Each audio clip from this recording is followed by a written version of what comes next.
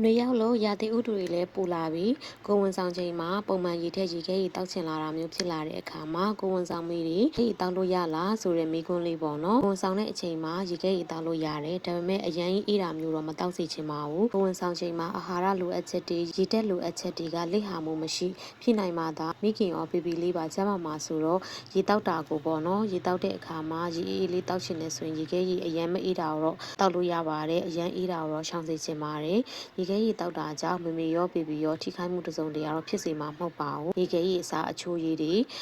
တောက်တာမျိုးတော့မလုပ်စေချင်ဘူးပေါ့နော်အချိုရည်တွေကမိခင်ရောကလေးရဲ့ကြီးထွားဖွံ့ဖြိုးမှုကိုပါထိခိုက်စေနိုင်တာကြောက်ပါရှင်ကိုဝန်ဆောင်တဲ့အချိန်မှာရေခဲရေတောက်လို့ရှိရင်ဘိုင်းအောက်တယ်ဆိုတာလဲပေါ့နော်အများစုပြောကြတယ်ကိုဝန်ဆောင်တဲ့အချိန်မှာလာရင်လေလေးအစားစားတာရေတောက်တာတွေကိုနည်းနည်းချင်းစီဖြည်းဖြည်းချင်းလုပ်ရပါတယ်နော်အင်းနေတဲ့ရေကိုတရဇက်မောချလိုက်တဲ့အခါမှာကိုဝန်ဆောင်အမိမမဟုတ်ပါဘူးတာမန်လူတော်မှအဲ့လိုမျိုးတရဇက်မောတောက်လိုက်တဲ့အခါမှာဘိုင်းအောက်တာမျိုးဖြစ်စေနိုင်ပါတယ်တစ်ချက်ကကြတော့ရေခဲရေက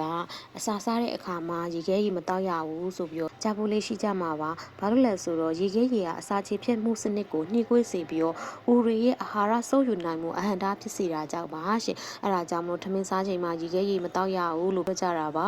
ဒီမလို့ကိုဝန်ဆောင်မမေတွေ